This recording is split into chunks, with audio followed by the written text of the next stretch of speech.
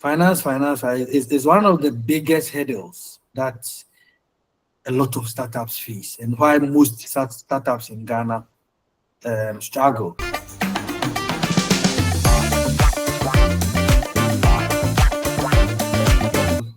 Thank you once again, and thank you, Building Bytes, for having me on this session and episode. I'm very happy to share my journey with such enthusiastic audience today. And also today's session shouldn't be me talking alone. Ask questions, let's dialogue, let's engage as we go along.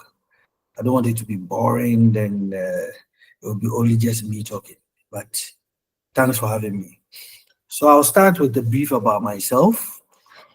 I'm George Festus Mensah.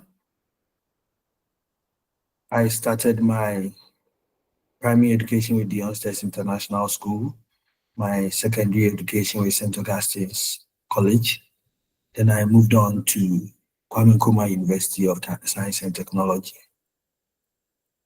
In my brief educational journey in life, I've always been an entrepreneur at heart. I've been trying to find problems and solve them and see how impactful the solutions I provide can help all masses.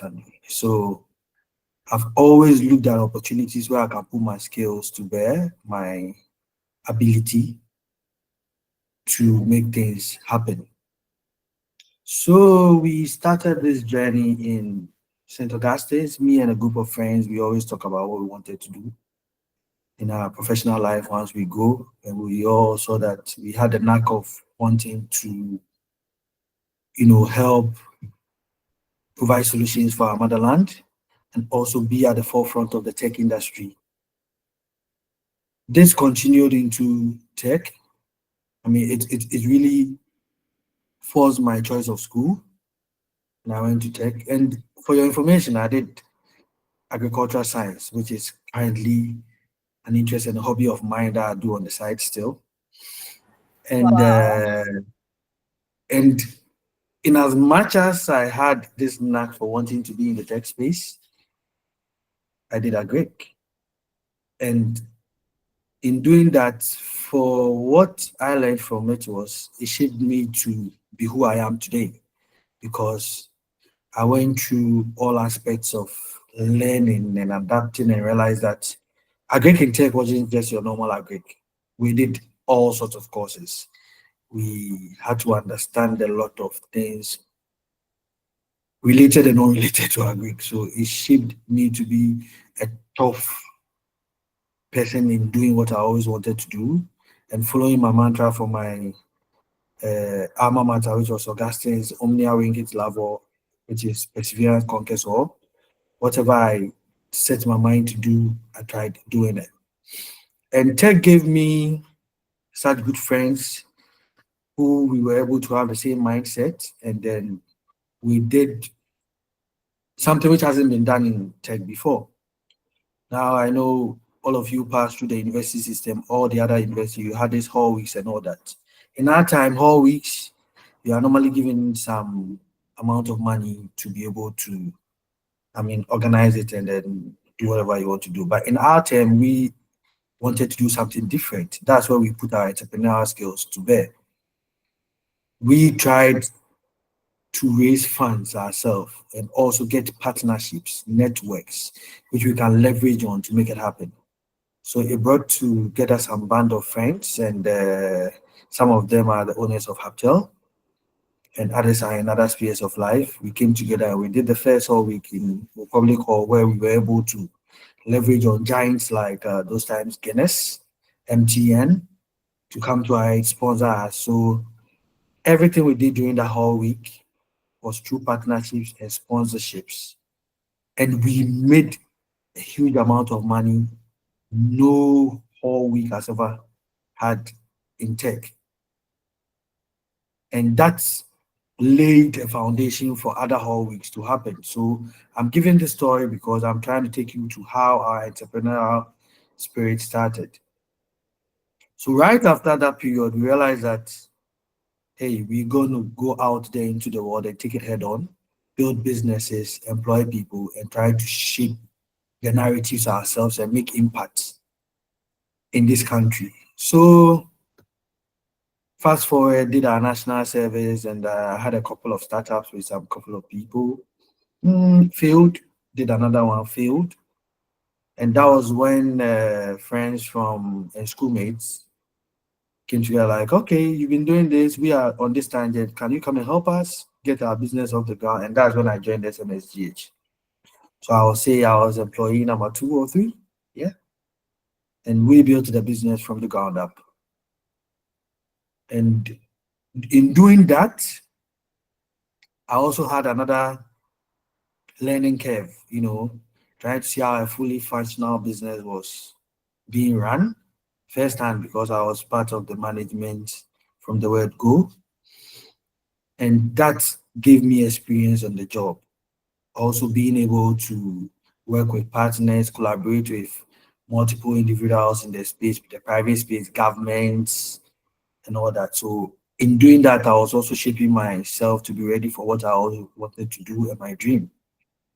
Because like I said, from onset, I wanted to be a business owner, be at the forefront of tech, using tech to disrupt and solve things and see how far it will take us. And it wasn't only Ghana that I had my mind set on. So when I found myself in like-minded environments, I really connected and we did great as SMSGH. I mean, we had first of minis. Then we introduced payments into the space.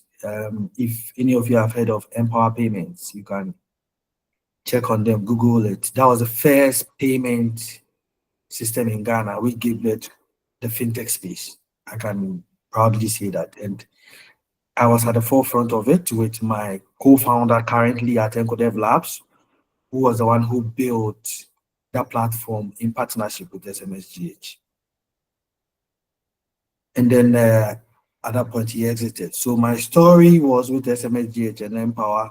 Whilst I was working there, I was still nurturing my side business, which was EncoDev Labs, which gave birth to Egoticket.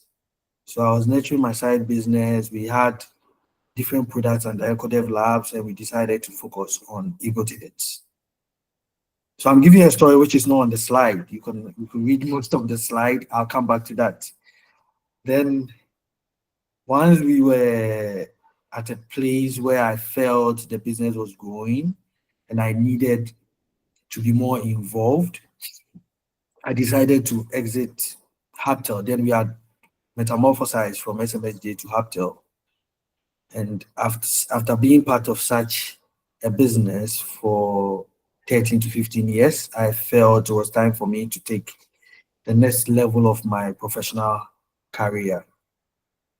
And to bring up to speed to that, so I was poached by a multinational who was trying to have a digital footprint in the automobile industry with Fintech in Ghana and across Africa. And the name was Cars 45. So I exited Aptel to be the country manager of Cars 45.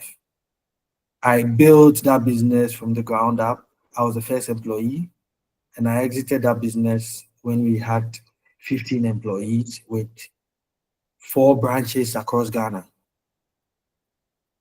I was instrumental in introducing the first pre-owned digital car service into the space where people would bring in their own cars, have it valued using a digital tool, and then we buy off the car from them, pay them off, or we can top them up to buy a brand new car or any other car on the market.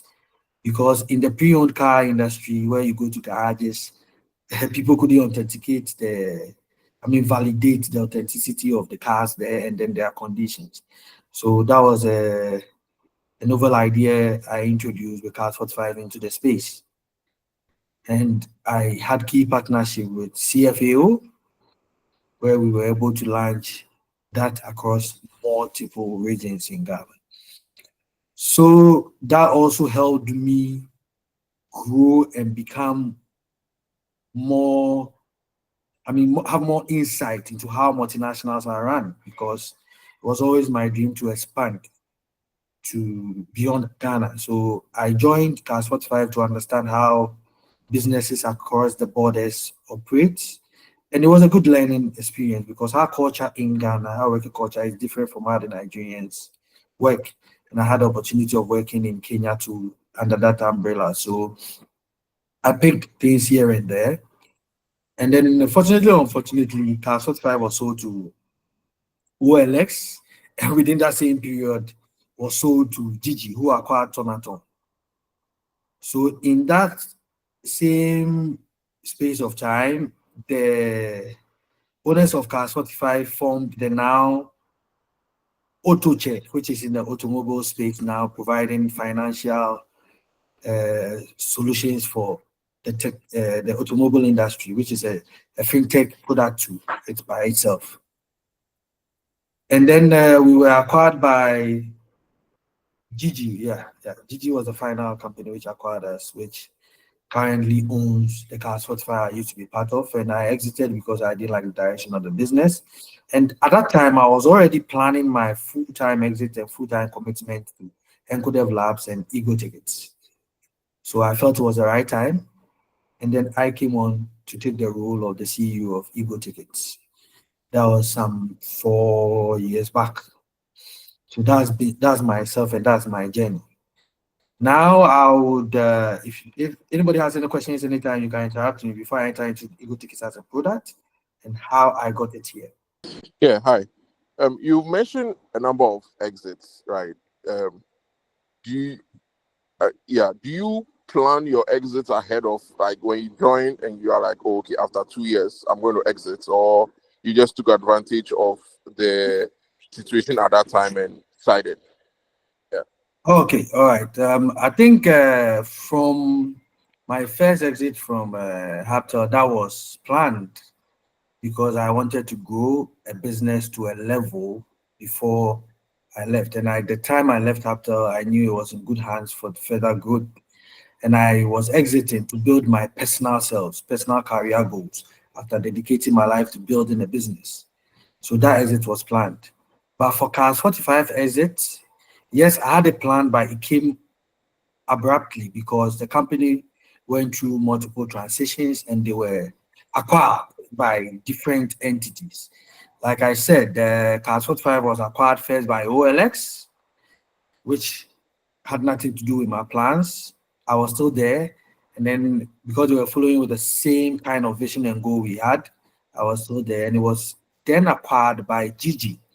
So when it was acquired by Gigi, that's when I had to make my move because Gigi had a different plan and vision and goal, which was different from what I envisioned and what I believed in. So I had to plan to exit at a point.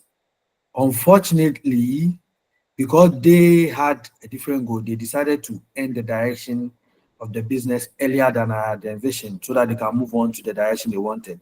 So we had a discussion, do I want to be part of it or not? And I'm like, no, I don't side with this direction. So some of the exits were a bit force majeure, it was forced. And even though it was in line with my expectation, it came ahead of time. And I felt it was even the right time to move fully onto my side business to get it to become a full-fledged business. Yes. Does it answer your question? Yeah, it does. I asked because I've noticed a trend among founders where their resume shows a lot of exits from companies, and I tend to ask myself if it's deliberate because they want to gain a lot of, like, industry knowledge. Because if you look at, for instance, the founder of Figma, he was Mhm. intern in about five, like, large organizations before finally starting his company, and I've seen that with other founders too. So I was wondering, but then a follow up would be: do you think it has helped your leadership style, your decision making, the moving from one company to the other before, like, settling on yours finally? Do you think it has helped you in any way, and in what way have the exit or movements helped you? Yeah. Thanks. Thank you. Thank you for the question. Yes, I would say it has helped me. My personal development has been great in learning different cultures, leadership styles, different working environments in all these companies that I worked in. Like I said, I've been with SMSGH Capital for, if not 15, 14 years. So I was used to, you could say, one-way style of working and one-way style of leadership, and I was at the forefront of management. So I knew, currently I know how Capital works and all that, even though they've evolved. But joining Cars 45 and interacting with different people gave me a different perspective. And also culturally, it's not a Ghanaian company. You know how Nigerians are. They are, you seem to find them to be aggressive and abrasive at times and very frank with their, deliveries and engagements. And it gave me a different perspective, and it gave me an insight to how they are and their persona. And I took the good from the bad from it. And for me, I can say it helped me, because with Ghanaians, we are a bit timid and laid back and conservative when we have to do things. But having a mix of that and then having a mix of my working environment in Ghana, it gave me how I can take on the world, how I can take on the African journey. And mind you, I said I also worked within the Kenyan space, so I understood their working culture. I created a lot of partnerships, a lot of connections, and I understood that the same kind of problem that you'll be looking at, everybody has a way of looking at it, and everybody's right. Everybody's right. So I've been able to have a mix of all that. And in any room I find myself in, I know that whatever decision I take, whatever solution I provide, is going to be the best interest of how I see it from the eyes of everybody in the room. So personally, I'll say yes. It's brought me far. It's given me a good insight into the industry that I find myself in. Thank you, Derek, for the question. We'll take one more question and then we'll proceed. So if you have a question, you can shoot your hand up and you'll be called.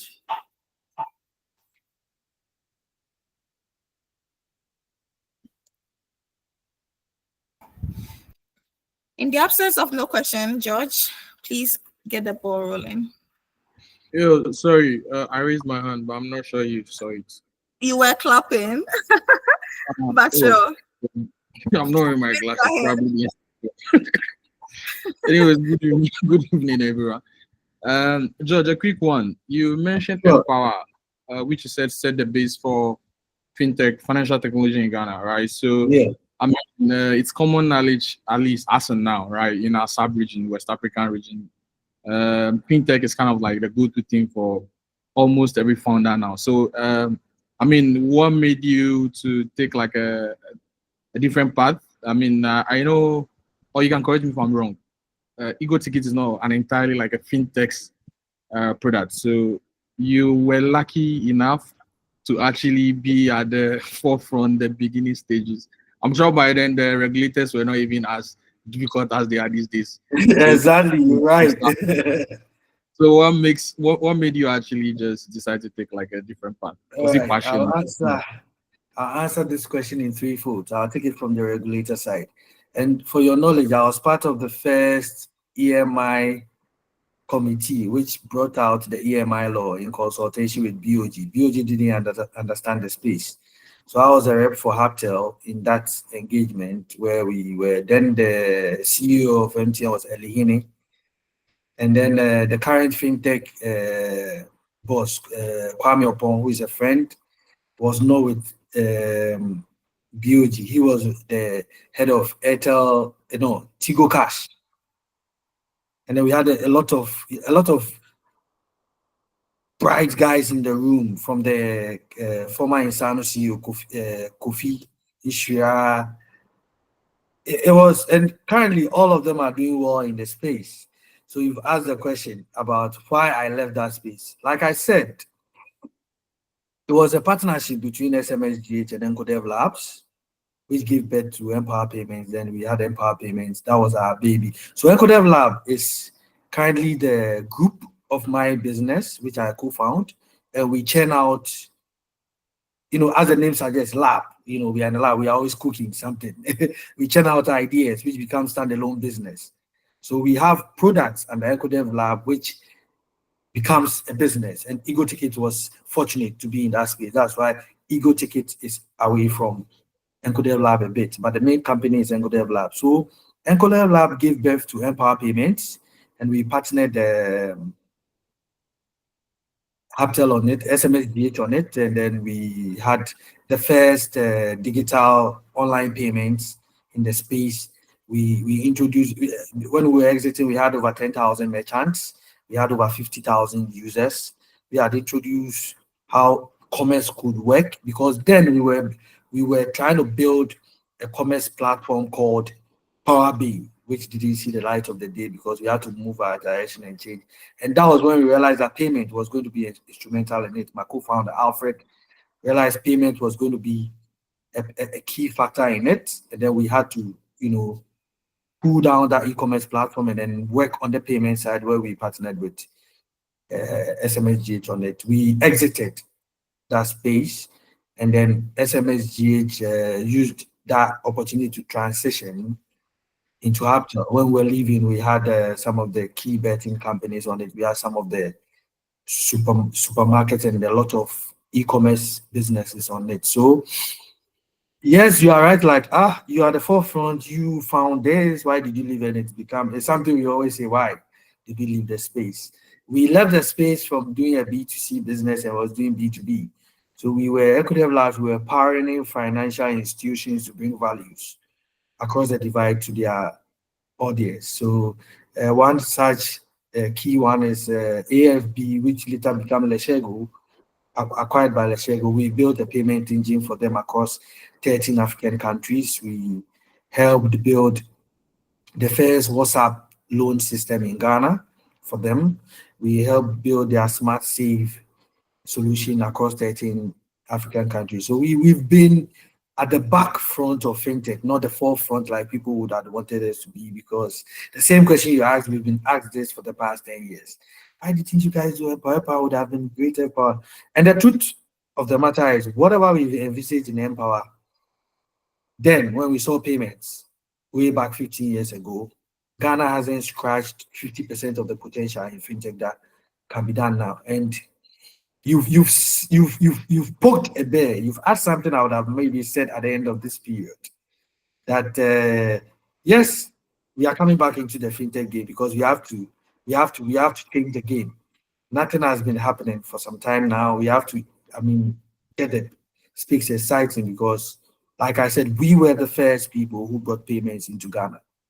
And after 10 years of seeing that space evolve, we've done well with all these companies coming up. There's more which Ghana can do and take its place in the fintech fight in Africa. We started, if you look at even Paystack, the year they started, we started Egoticket around the same time. mPower started way before that. So, and Paystack is out there doing more. Ghana has the potential to do more.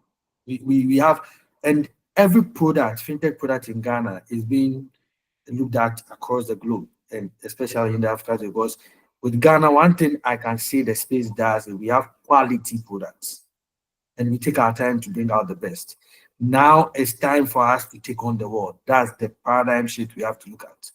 So we stepped back to wrap up your question, we stepped back from the fintech space a bit, and we tried doing, other things and working with still the fintech and other industries, health, and also other spaces. Then we run the digital ticket into. But we'll be back. You hear of us. We'll be back in the fintech space. Thank you for your question, Seden. So Poga has his hand raised. I think this would be the last question. All right, Yeah. Papa. Yeah, so I think you mentioned that you people started fintech at mPower. I just want to understand that from that time that you started to now, how has the fintech landscape evolved in regards to the technology, to be specific? How has it evolved from then to now?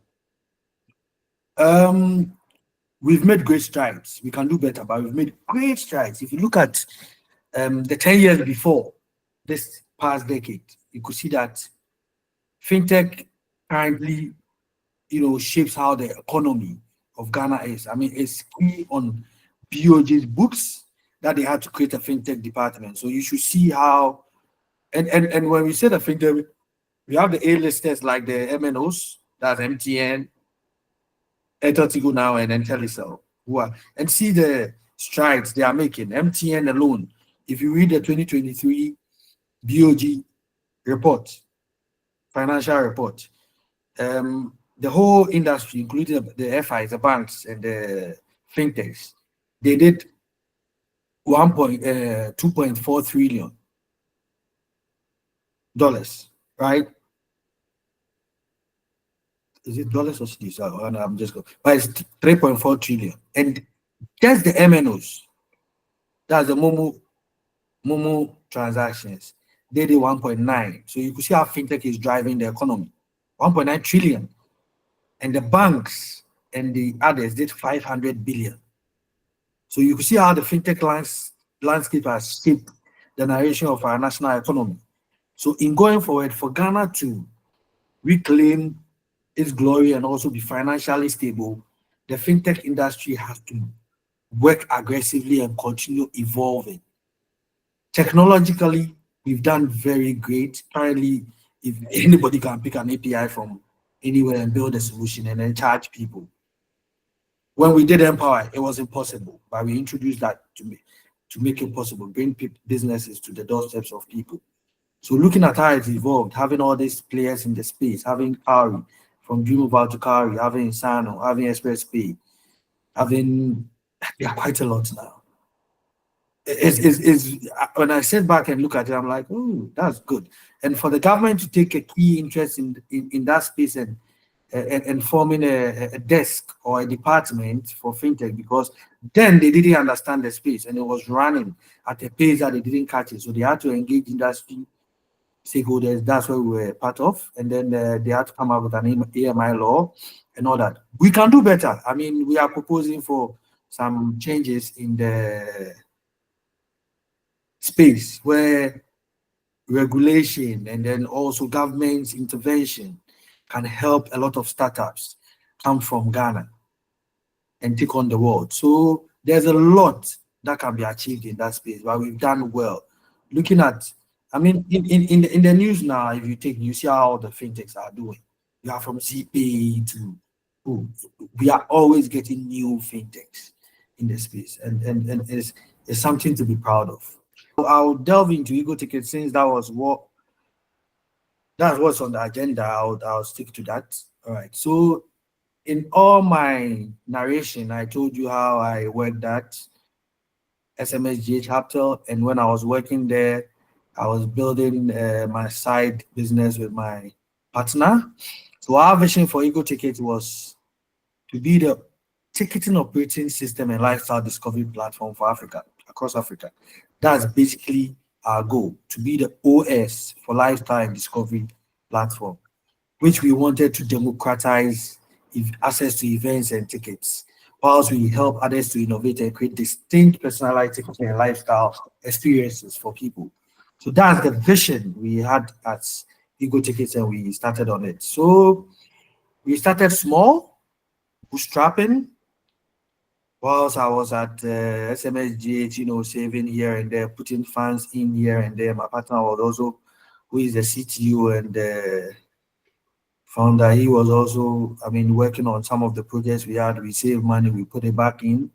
And like I said, we had different businesses, but we made it a point to focus on Egoticket when we moved away from mPower. We put that at the back burner for a while. So we did that. So Egoticket, what problem did we discover? So we, in our ideating in our lab, EncoDev lab, we saw that discovery events was a problem for people. Those times you just have to hear it on radio, you see a billboard, in the news ad, a magazine, before you can know what's happening around you.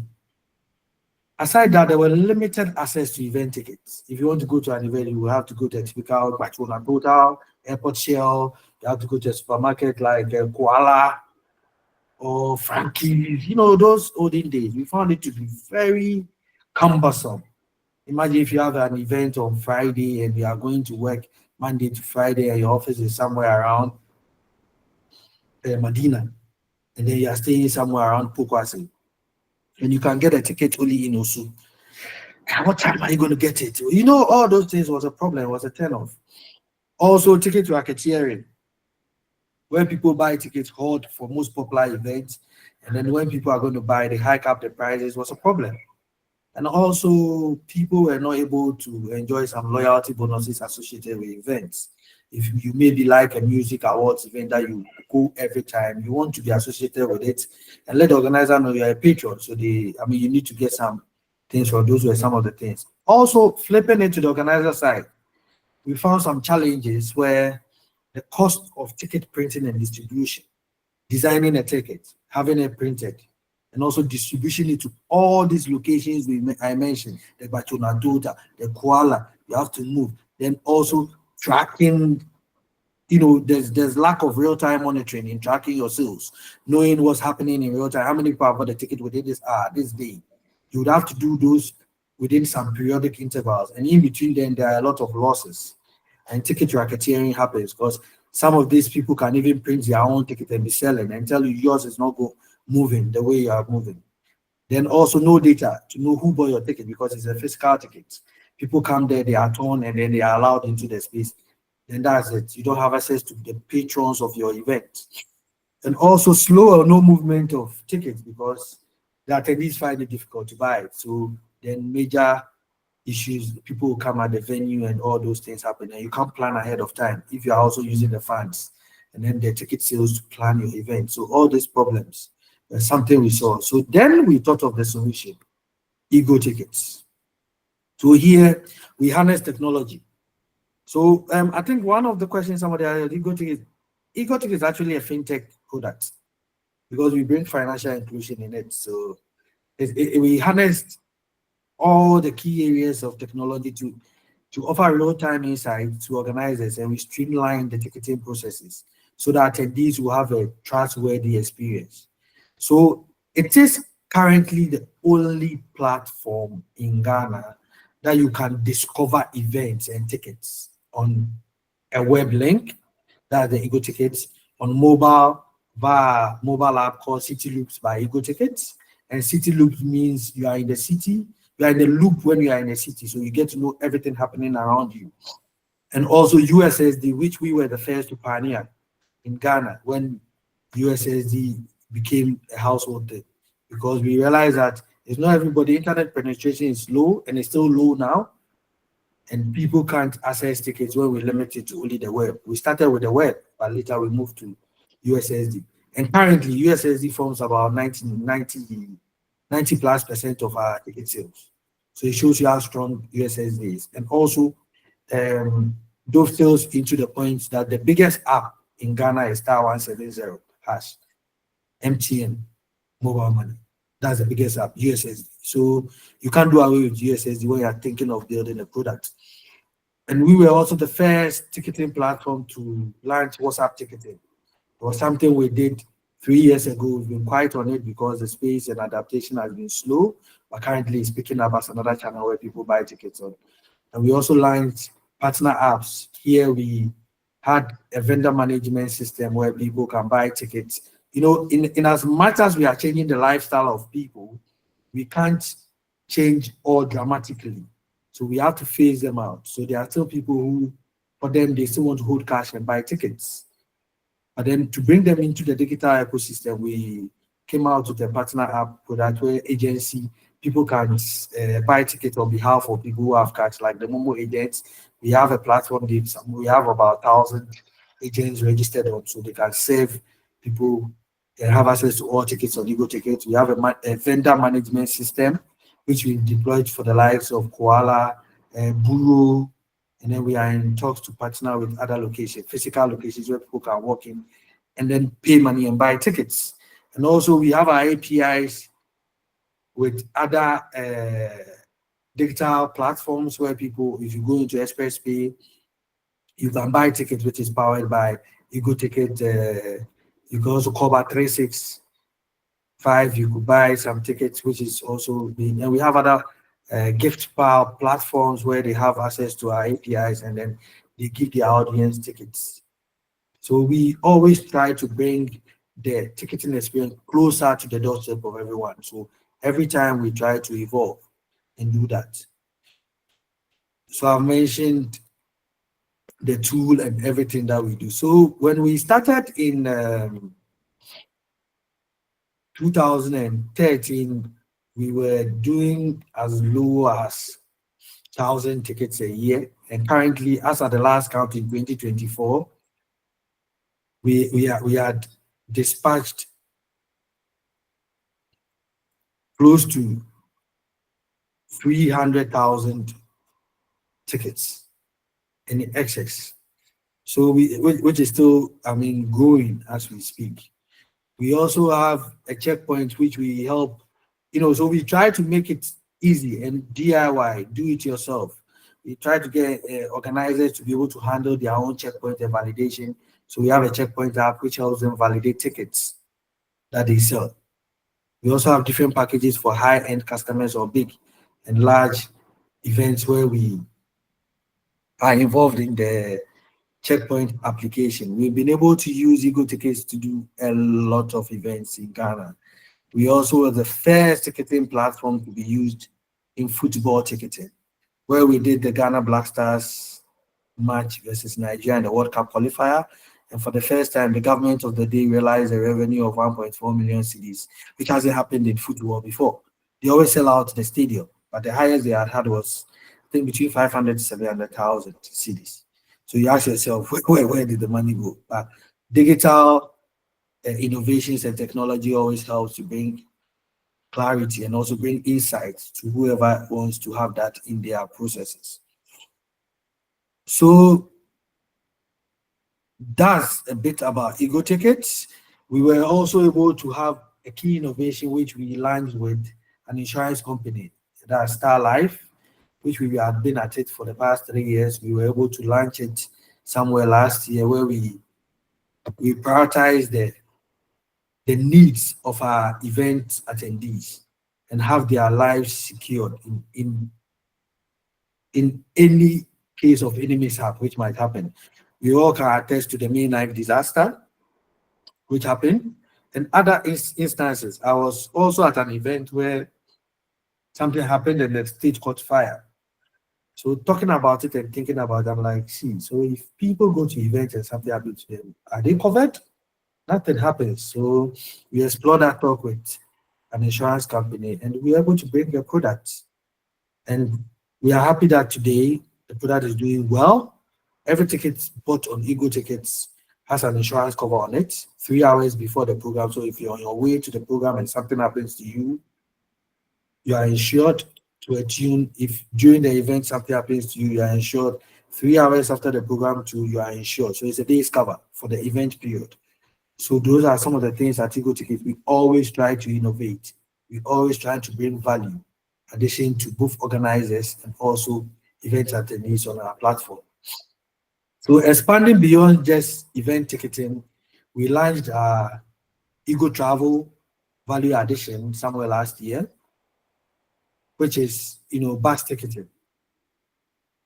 So we currently do intercity within Ghana bus ticketing with some of the transport agencies around, and we do inter-country. We do Accra, Lome, Accra, Cotonou, Accra, Lagos, Accra, Abuja. We do ticketing, that bus ticketing in that space. So it's something that we've learned and we are going aggressively into. So we just don't want to stay in the event ticketing.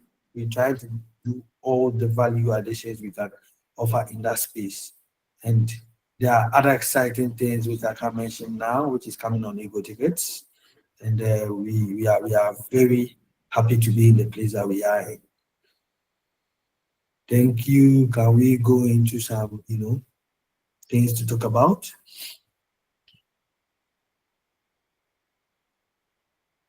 Okay, so that was a mouthful of experiences we've had. We'll take some questions from the chat, and then we'll also take questions from the audience as well. So, Kezzy said, as the first of its kind in Ghana, how did you build trust and convince people to adopt your product?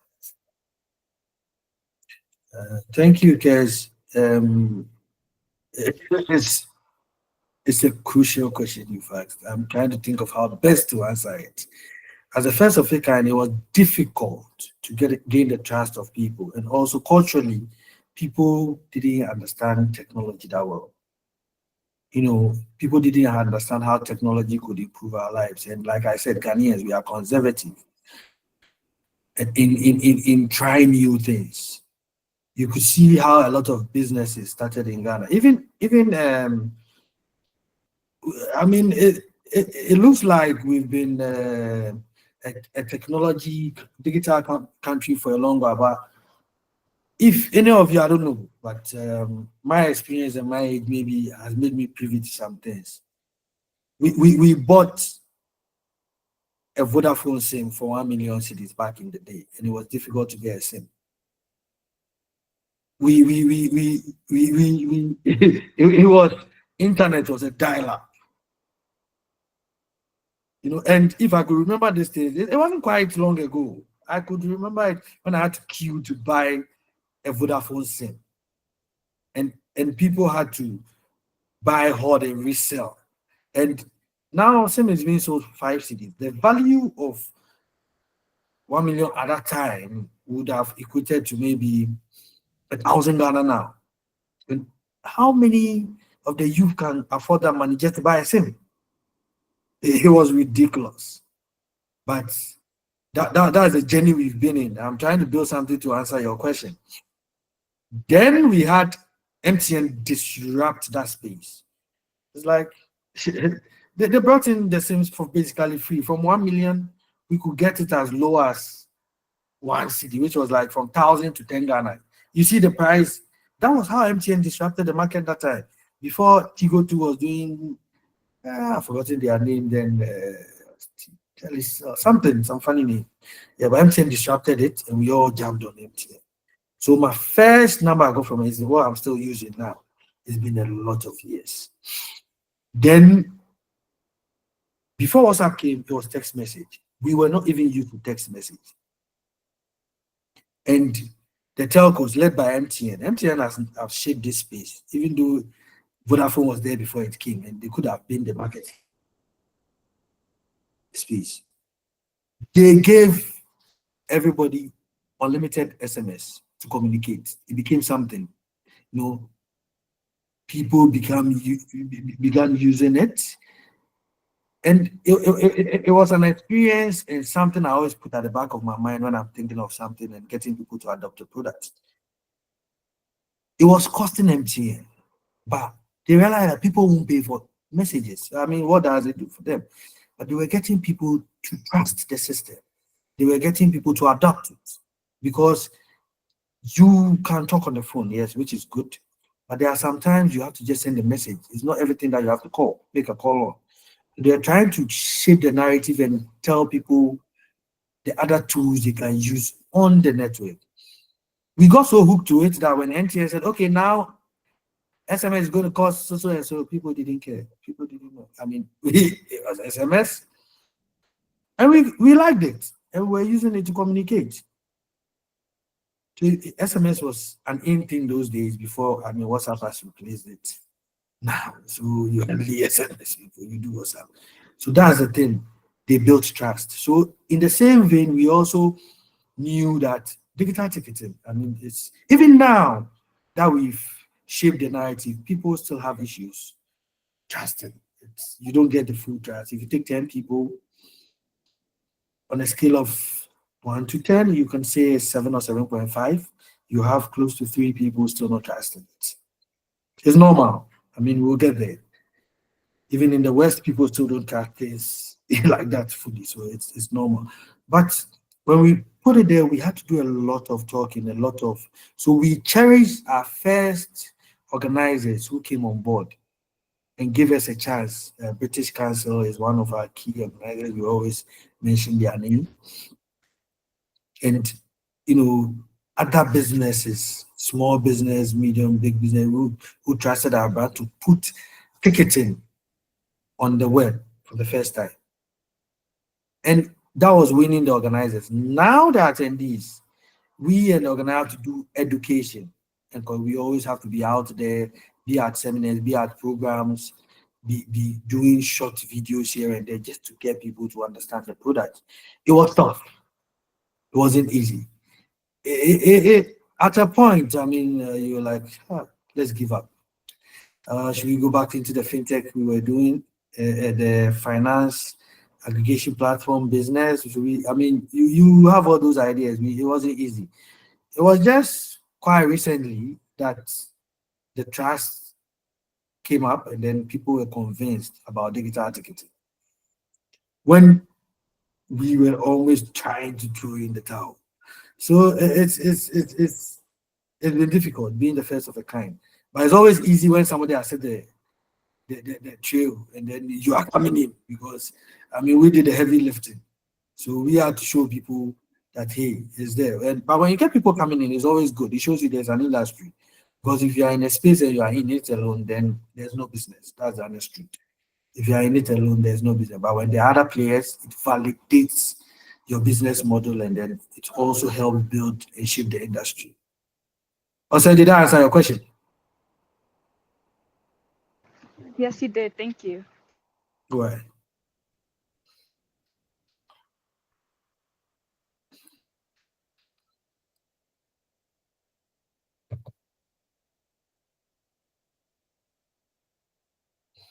Any more questions, moderator?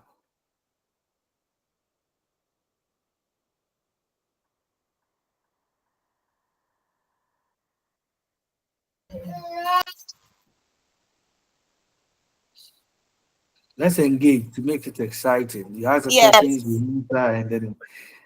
Moderator, Absolutely. Is there an angle you want us to look at, or someone is asking a question? Sadam has his hand up. Please go ahead with your question, Sadam. All right, Sadam. Yeah, you didn't say much about competition. I'm pretty much sure you know about this ticketing platform from Nigeria. What's their name, sir? Is it Tix.Africa, I think? Yeah, Tix.Africa. Yeah. Competition, yes.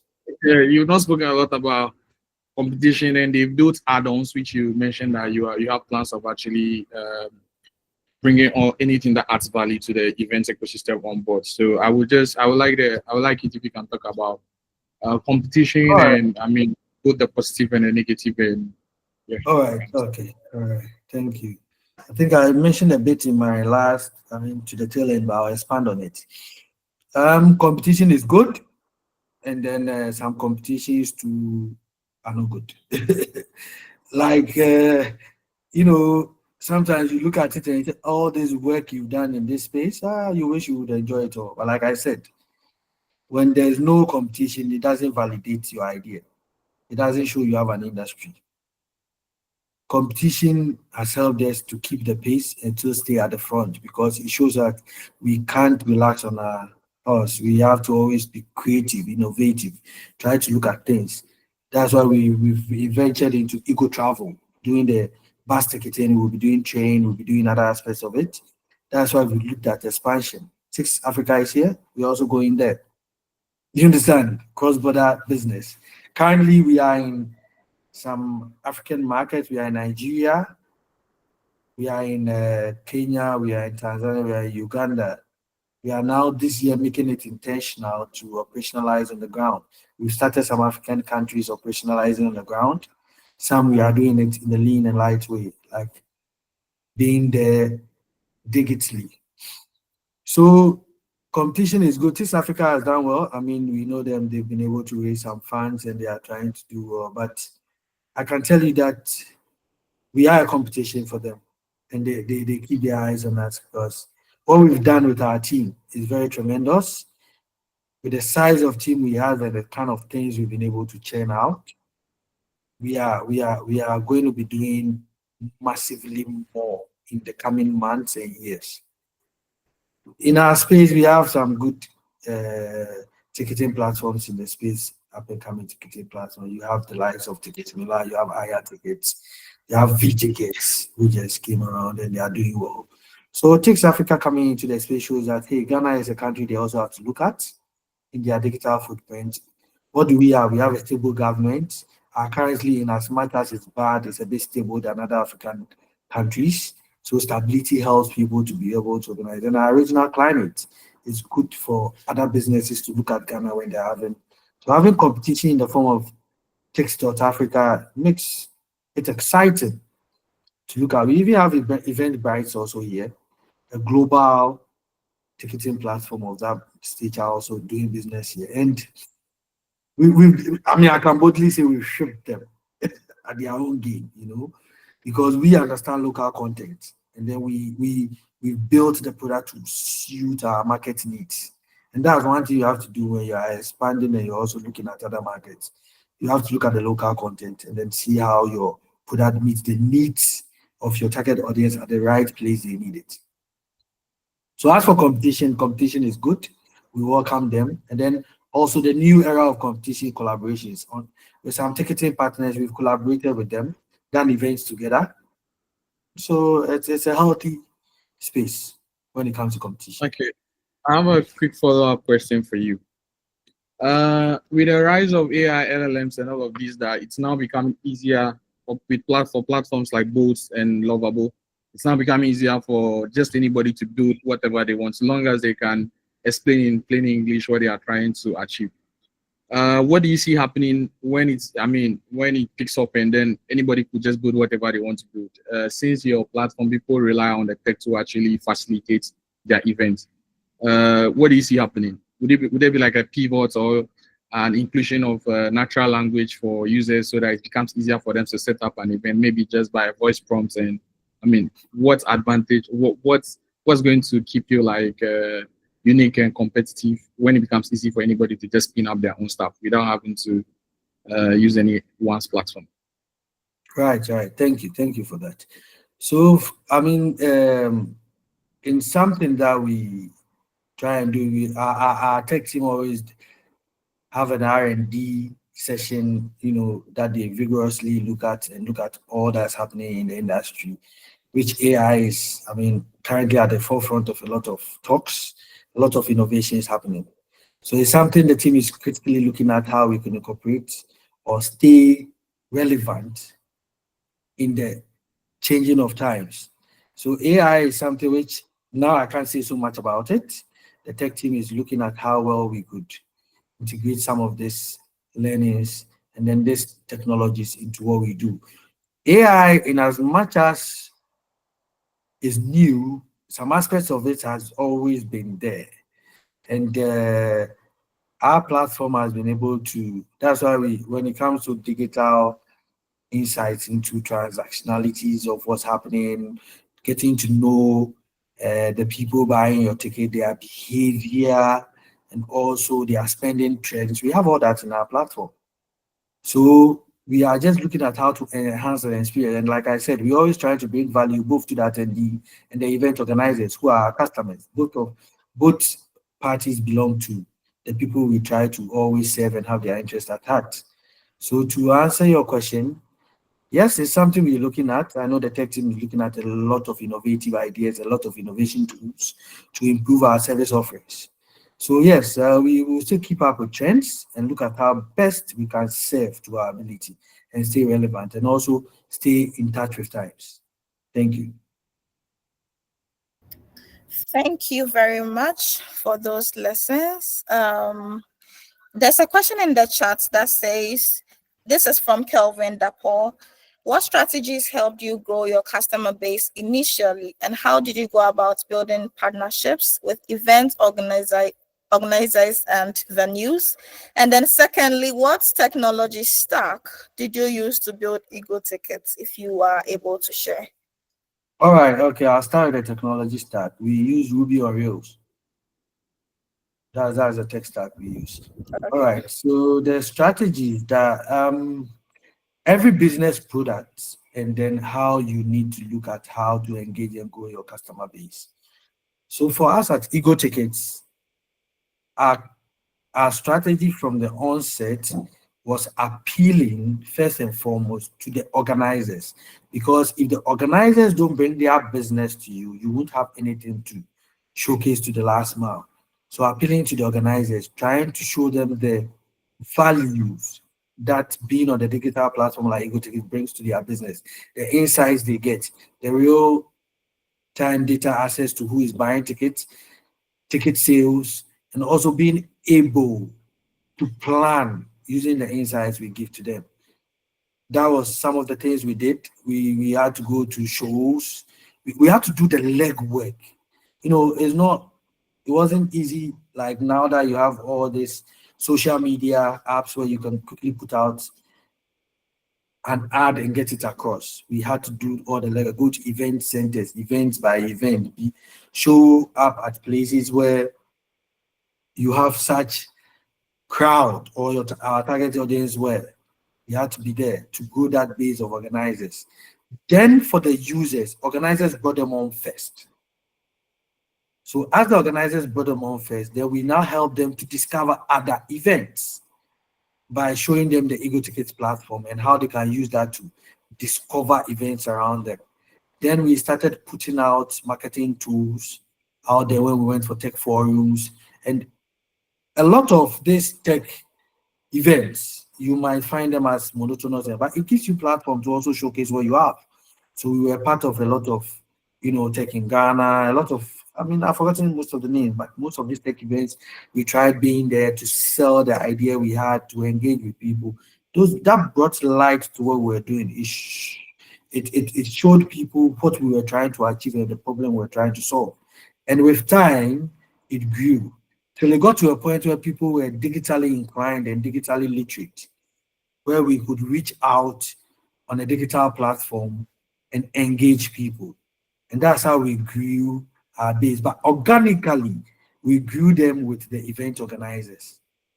And then we started having insights and demographics where we started understanding, like dovetailing into back when my last answer to the AI, where I said AI, some part of AI has been there already, where we understand the interests of people and all that. So we have categories of events. So when we have events that we are selling, then we know the people to appeal to. And those people also become our studio salespeople, where they were able to, word of mouth, it got on people to understand, oh, you can buy your ticket here, and you start. So we built it organically. Now we have a base that we grow on with modern tools where we can engage and market our service offerings to a lot of people. So that's how we did it. Partnerships were key to the growth of Egoticket. We don't play with partnerships at all. We don't play with partnerships. So we were able to strike good partnerships with event organizers, event venues, also the players within our ecosystem. We made sure we had some good partners, stayed relevant in their space, and then what we can give. There was a mutual beneficial partnership. Aside that, we also looked at other partnerships which will bring value to the attendees. Some are like the Star Life partnership I mentioned. Others are the other ticketing partnerships I mentioned with Express Pay, Abdel, Coba 365, GiftPal, a lot of this.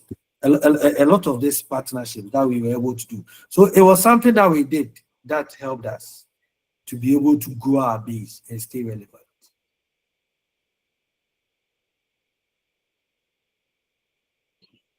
I think I see another question.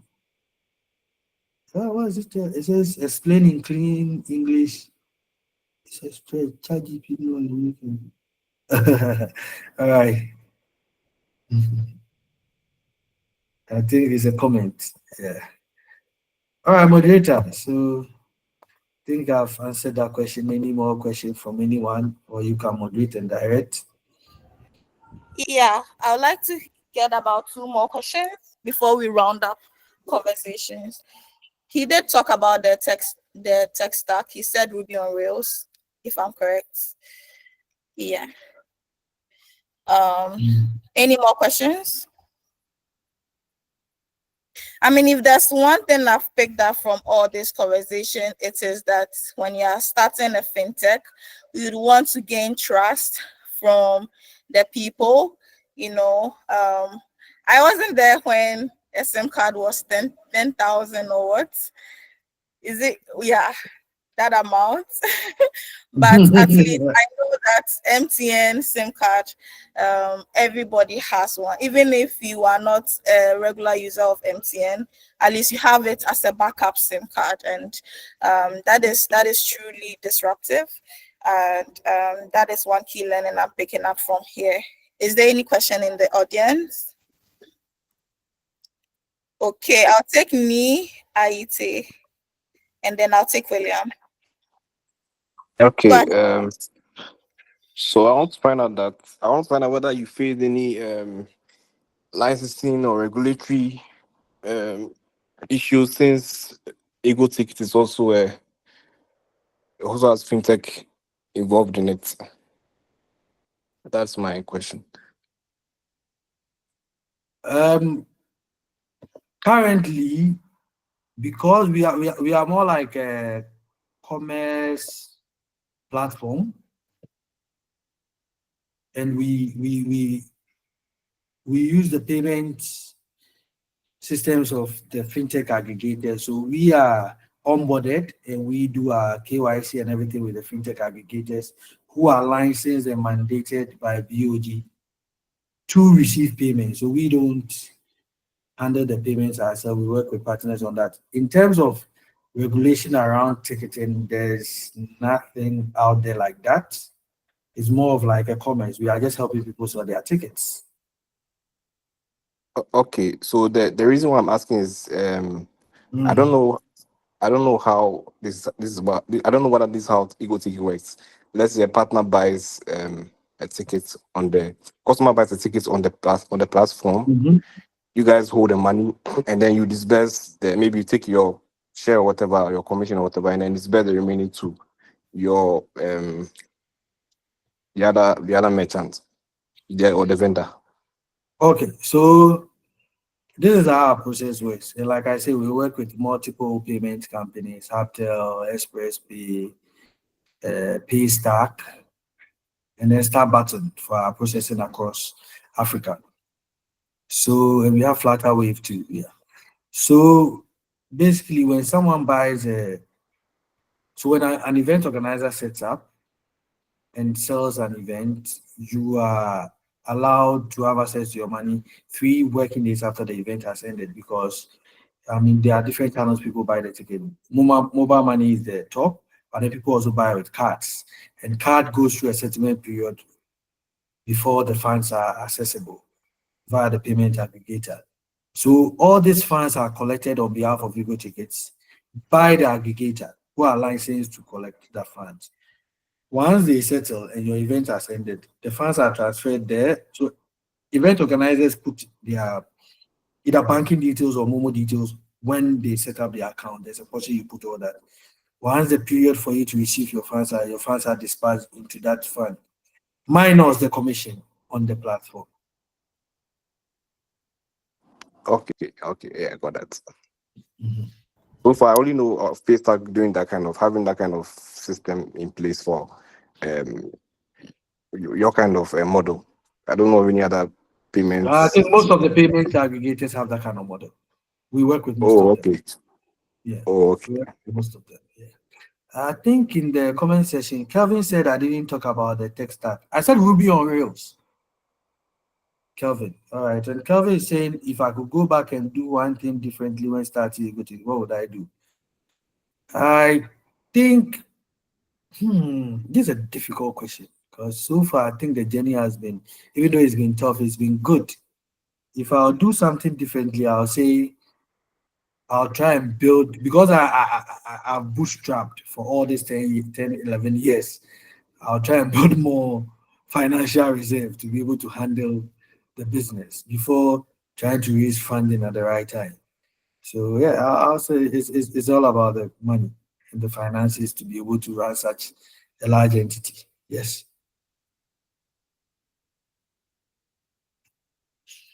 I think William's hand is up. Let's take William. Hi, hello everyone. Mr. Festus, thank you very much for your presentation. Please, my question is, from your career trajectory, what I picked up was, before you can be an entrepreneur or a founder, you need experiences working at different environments. But here in school, we are being taught that after school, you can be an entrepreneur. So I want you to touch on that for me. Sure. I mean, what you are being taught in school is not wrong, but real life experiences is different. I wanted to be an entrepreneur from school. Yes. I did my national service, which was mandatory. And after that, I started Winsight's marketing company with a friend of mine. That was the same time SMSGH was also built. So I was at Winsight, and we digitized this like 15, 16 years. We saw where the lottery space was going to go in Ghana. It was going to be digitized. And thankfully, I'm not wrong. It's just that sometimes you look at this, I don't know, Derek will say, why didn't you stay there? I look at it, oh, we missed an opportunity here. With all these betting companies here, we saw the future that, hey, this space needs to be digitalized. So we started with lottery. Then we had the lottery kiosks scattered all over the country. First, before we could digitize whatever we wanted to do. We wanted to understand how it worked manually or in its original state and form. So we took a lottery license from National Lottery Authority, and then we built a digital platform on top of the manual one. So what we were doing was, lotto, as you call it. We found out that people were taking lotto, affluent people were taking lotto, but because of the stigma with lottery, they didn't want to be, seen. But when they've traveled to the West, they stake lottery here and there, they know about it, and some of them have won. And then lotto, they're like, why is it stigma here and all that? So, most of the big men will send their drivers to go and stake lottery for them. And it was big. Sometimes the driver is going to stake lotto to the tune of his whole salary. And they will talk. So then my boss send him go try lotto. And when they win too, and the drivers go, hey, but lotto say no winning, say your business was out there. We found out people in the middle to higher class all wanted to experience. Come on, what people like, you can't take it away from them. They wanted to stake, but then they were having issues with it. So we were like, let's digitize this experience so that people can be at the comfort in their offices from wherever and do it themselves. So we built a lottery platform, and then in our office, this was what we were doing. Because we had the machines, at the point, we had about 20 machines scattered across the country. Predominantly, we were based in Accra, so we had we were buyers towards Accra. We had most in Accra. We had this platform where people can it was a website. They create an account and they have their own, and we mimic the whole lottery numbers there. So you choose either 2, 3, 4, 5, however you want to do it. When you do it, you indicate the amount, and then they push it. Then it comes to us in the form of a mail. Then we look at it, then we call you, then we see the stake, then we let you get us the money. Then we had some dispatch bikes on the ground. If it was a check, they will pick the check from you. If it was cash, they will pick cash. If you can do a transfer into our bank account, you do it. We're doing that. Then we stick it, and we keep the ticket on our side in a folder for you. When you win, we go to lotteries and liquidate the cash at the commission. We built a business model on it, or you can take your own and go and deal with it yourself. Because they want this discreetness, they made us handle all these things. And we realized it was a big business. And we're trying to push the digital agenda. In doing all this, at times, my dispatch riders will be sick or unavailable. I have to ride on a bike. That's when I learned how to ride a bike and move across and close all my sales agents. They were handling cash. We had to pick the cash from them, because if we don't pick it, people will misuse the cash. So we had to, at the end of the day, we had a closing time. Then we pick cash from all of them, do the accounting, I did some myself and all that. I fell off the bike once a while. It was a good experience. And we learned something on the ground, and we saw that no, this is big. It will change how the lottery industry will look, which betting and all those things came at the forefront of it. But unfortunately, that was my first fallout from a startup partnership. Me and my partner had to part ways because we had a disagreement on how to run the business, and because I would say he was a majority shareholder then, because he was bringing in most of the funds for us to run the business. I left the business, and unfortunately, the business crashed because he also didn't understand it fully. We couldn't resolve our differences, and we missed a good opportunity. So that was the period I joined SMSGH to help them build their business when I parted ways with my partner. But you can look at it now. Foreigners are here taking what I could have been part of. Sometimes when I say that the betting industry could have been shaped, because from the lottery, building that digital platform from lottery, I would definitely have ventured into that space, and then definitely maybe I've partnered any of these multinational, be it Betway, Sporty Bet. So I did, because of my understanding in the space, most of them I did consult for them at various stages when they were setting up in Ghana, where I told them that they had a brick and mortar, soccer bet and all that. I told them the best way to look at this business, you can't have brick and mortar across all. Like I told you, when I was doing the lottery, I had 50 installations. Come on, looking at how to manage the resources around it. You have pilfering here, you have funds getting missing here, you have all the logistical issues. Digital platform was the best, where I could be in a million places at the same time with less effort. Yeah, so consulted, and Sporty Bet never built an office. I told them, don't try building it, start digitally. Betway had already invested a lot in fiscal, and they have their model. But then digital person is giving the money. They are saying soccer bet, digital presence. My bet closed all his shops, digital, because that's the future. So digital inclusion has really helped businesses and changed the narrative in our space. So, William, have I answered your question in my short talk? No, not really. So Okay, I which was part? looking at, so from what your experiences working at Haptel, you were able to get some exposure, some knowledge that helped you to shape your vision. So being from school, they are saying you can be an entrepreneur, but you don't have much experience. You are not really exposed to a lot of things. So with that, it's a challenge. So I wanted you to touch on All that right. So it is a challenge. It's not everyone who can make it straight from school and be an entrepreneur. Some people can, and it depends on the space they find themselves in. Because, running a startup, you need to have some financial backing, you need to have some experience, you need to have in-depth knowledge too of what you want to do and see how to drive the world. Some people are lucky, right from school, it worked. Mine, product was working, partnership failed, so it didn't work. So it was also straight out of school. You understand?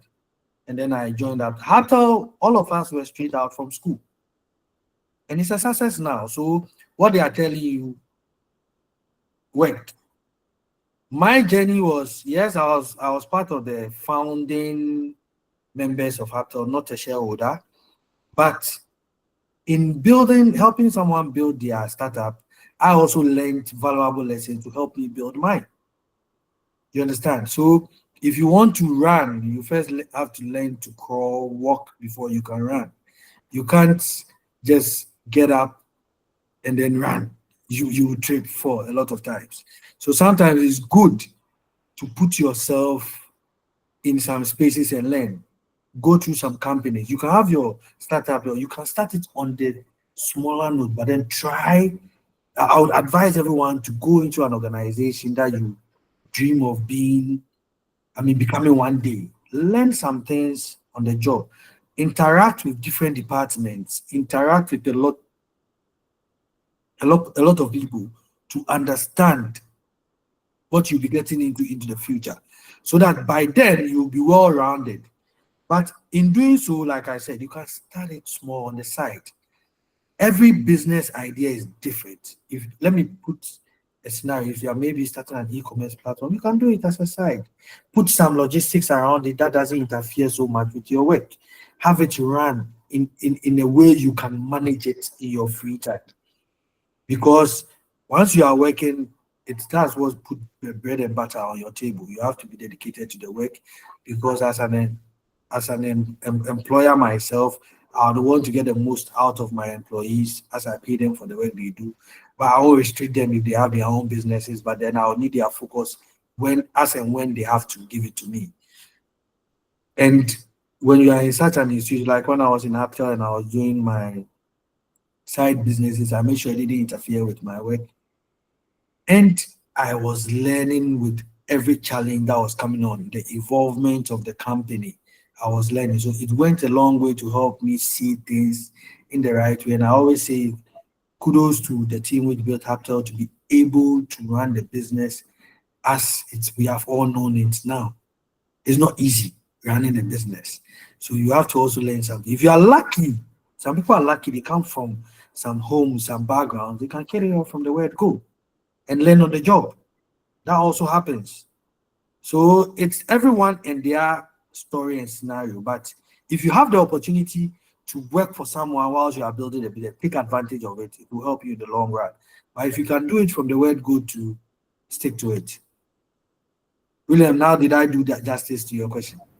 Yes, please. Thank you very much. Absolutely. We'll take Caleb. Caleb has his hands raised. Please go ahead with your question. Hi, George. So, my question would be more on how to, work on an idea or, handle an idea or a business when you know it's ahead of its time. In your case, like your lottery business, what would you have done, or what can be done like if you have to be in that situation again? How would you address it? Because it was far ahead of time. Like to some extent, it was far ahead of time. How best would you deal with it? Thank you. On hindsight, for me, what happened to that business, it wasn't because the business was bad. It was partnership. I mean, who I partnered, we were 3 founders, and there was a disagreement with the lead founder. And then my other partner just left for school in UK, and I was stuck here with him, and we were looking at how to solve it, and it didn't work out, and I left. But the idea was good. So if I had the opportunity again, I might have started it again when I left that partnership. I might have done it on my own. But we were in some, I'll say I wasn't mature then, so I didn't think through it well, and I didn't go at it again because I felt it would betray some friendship. You know, we were a group of guys. They were like, okay, we started doing this, we intentionally tried, you left so that the business will fail and you do it. You know, there was a lot of emotions attached at it. But on hindsight, I'm like, I'll say that's not emotional, that's sound judgment. I should have done it myself. And it's a space where we all can thrive if we all wanted to do it. So once the space is not small, I should have gone at it.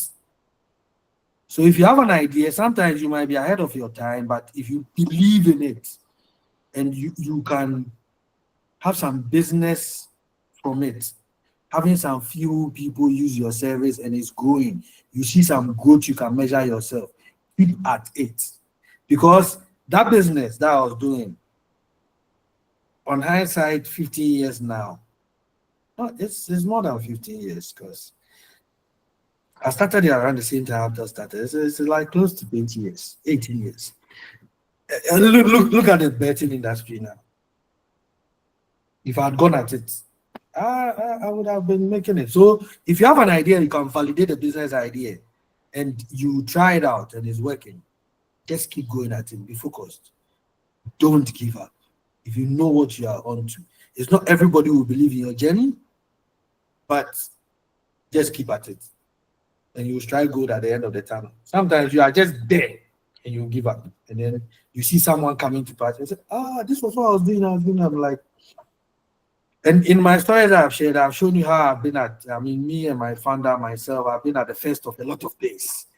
It happens, you know, but things happen at the right time to when you go. So that was one of the pillars, and then the things we stood on with past experience that we still gave it our all in Egoticket to make sure it became the household name it is now today. Thank you. I believe, Caleb, your question has been answered. Yes, actually, perfectly. Thank you. Great. We'll take y'all's question in the chat. Hello, George. Can you talk about the financial readiness of things for someone looking to transition into my side product to a startup? All right. This is finance is one of the biggest hurdles that a lot of startups face, and why most startups in Ghana struggle. So financial readiness, before I even talk about that, I think something the space and we need to push and advocate for government's intervention is policy shaping and thinking. Currently, if you want to start a fintech business, there's this 2 million barrier ahead of you. You're already stifling people. You are killing innovation before they even sprouted out of the ground. And in doing that, we are giving unfair advantage to foreign entities. 2 million cedis is no money.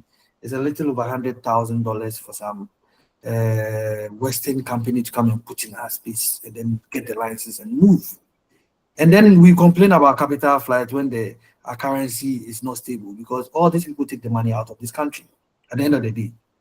But if the barrier of entry has been lowered for the local fintech startups or local startups to be able to play in the space, imagine if you get your money, where are you good? Fine, you will travel, go to all the, but your base, think of your whole being in Ghana, because that's why it's home. You come back, you build here, you employ people here, you pay taxes here. Government gets benefit from you, but that's not something we do. So back to the case, I mean, aside the regulation, financial readiness, it hurts and kills a lot of businesses.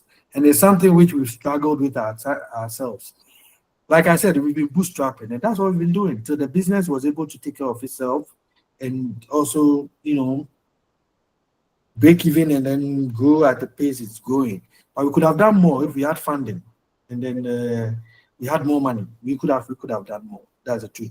So if you are venturing into a startup, you have to think of your financial readiness. Before you do a startup, try and have some budget for yourself to make you feel comfortable in at least your first year of operation. If you can do 2, the best. But your first year of operation, for people to see the viability of your product so that they can throw in some money. Try and do some crowdfunding within your social circle, especially family. Because if you are doing a business and you can sell to your family and people you have a family you can support, you might raise some funds there and it will back you. If you don't have those funds, right? That's why I said you can start your side there, lean and on the side, while you work for an entity to get money and be pumping them. In this case, that was what I was doing, taking on a full-time job, working, saving money, putting some in, whilst we take on projects where my partner could lead and execute from start to finish. We get some money, we put it back in the business. So that was how we did it. We bootstrap. But then your financial readiness, try and make some savings. Immediately you have an idea of trying to be an entrepreneur, try to build a product. You have to have the first mindset of trying to build some savings for that. And also look out for good opportunities. You can go for some hackathons, win some prizes and get some financiers there. Look out for opportunities to test your products. You'll be shocked at what is out there. I mean, the space is evolving and growing. There are a lot of financial opportunities there. There are also VCs who give money from paper. I mean, the way to go. If you can validate your business idea, then you could get some angel investor throwing some money and all that. So just seek out those opportunities. If you can be financially ready by saving yourself, having some budget on the side, so that you could do that. Nikwe Afutu active it was 2 million cedis to be able to get a PSP license. after being in the sandbox, validating your idea. Yeah, you need 2 million seeds to be able to do that. Which I mean, is something we're talking about. It doesn't need for indigenes of this country. There should be a low threshold. There shouldn't be any money. Validate your idea. If it's good, you do it. No, 20 million is for EMI. That's different. That's the one ZPay are on. They have their own wallet. Basically, ZPay can run their own Momo. That's 20 million. But for a PSP license to be an aggregator, it's 2 million cedis.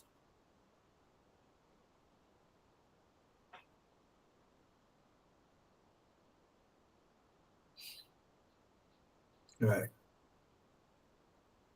To Mackenzie, yeah. That's it.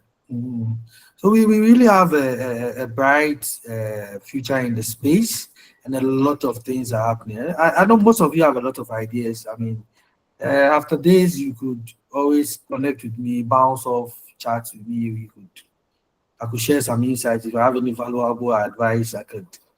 Because it's my dream to, after seeing, I haven't gotten there yet. I'm still on some project, getting to where I want to get to. I want to be able to, share my, nuggets of wisdom, be on boards of some of the startups you guys will have, and try and help with some narration. I think, let's see what this government has. They are trying to tout a lot of things in the space. So we would be doing that. And we will be on the lookout to see how we could get those, interventions into our space that we can enjoy from. The fintech space needs a lot of government intervention too. An example is this 2 million barrier. If a policy direction can give, even if it's still 2 million, you can charge it at the end, when the business has become viable. But get the business to take off. I think policy holders need to look at that. Yes. So Kelvin Dapo says, what's your current opinion on the Ghana tech space, and what can potential funders do? Kelvin is asking, what can potential funders do? What opportunities do you see in the current tech space in Ghana? And what can potential funder look at venturing into? George, if you can help us with that. All right. The tech space is the tech space is going to be one of the key pillars of Ghana's economy. It's not that it's going to be, it is already. And you could see from the past elections, past government, everybody was, Mr. Bamela was touted as the digitalization man. It was basically tech innovations that he was trying to put. GM is also touting how they're going to build a lot of,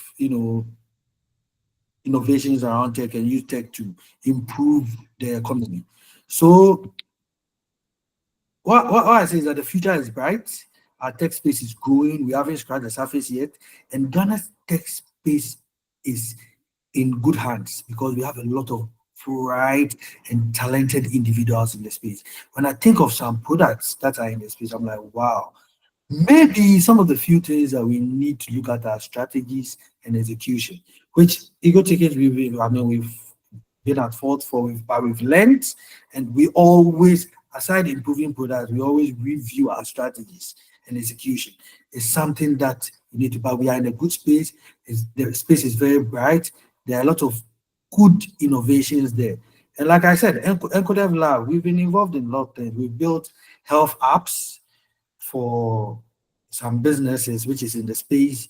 We've been involved, and we see the ideas that comes on our table every time within our team, and also from outsiders who want us to look at building solutions for them. We are like, yes, we could become the Silicon Valley of Africa. Ghana can become, and we could export most of our innovations across Africa and let the country earn foreign exchange from that. So, guys, keep on doing what you're doing, whatever you're thinking of in this space.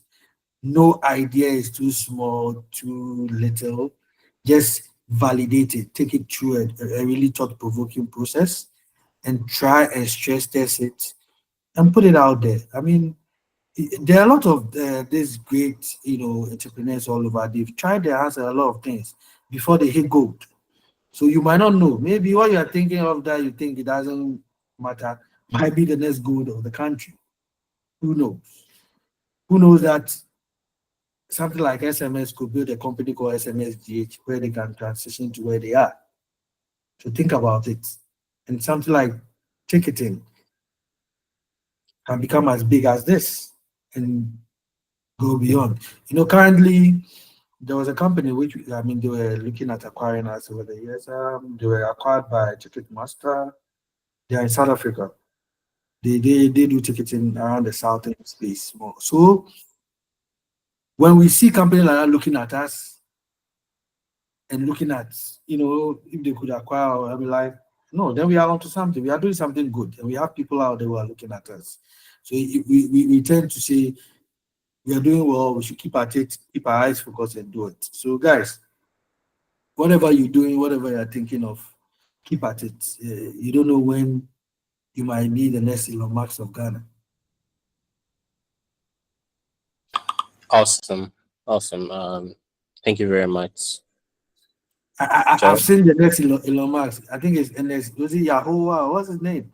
How he's smiling. He's on something. NS, don't forget me. Yeah. You are.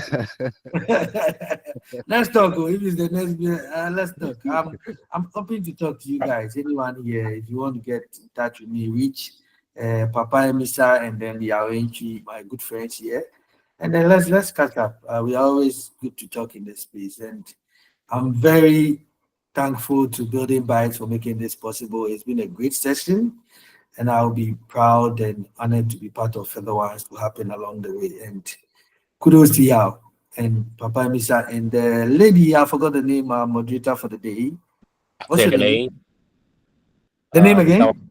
Aquile. That was Aquile. Aquile. Oh, right. My Ghana sister. I'm a Ghana too. Aquile. Tete. I don't speak Ghana well, but I'll respond for it. I'm an error too, but I'm not good with error. I can speak a bit of it. That's my mother tongue. My mother is on the way, my dad is Ghana. Awesome. Yeah, I speak Chitu very well. And a bit of our awesome. And French. Okay. Thank you very much, George. Thank you guys. Thank you for making time to be part of this session. And let's have more of this. The space needs that. Let's share stories, let's share ideas, let's come together and then let's make this work. And Building Bytes, kudos to putting this together. It's been very awesome being part of this. Thank you, guys.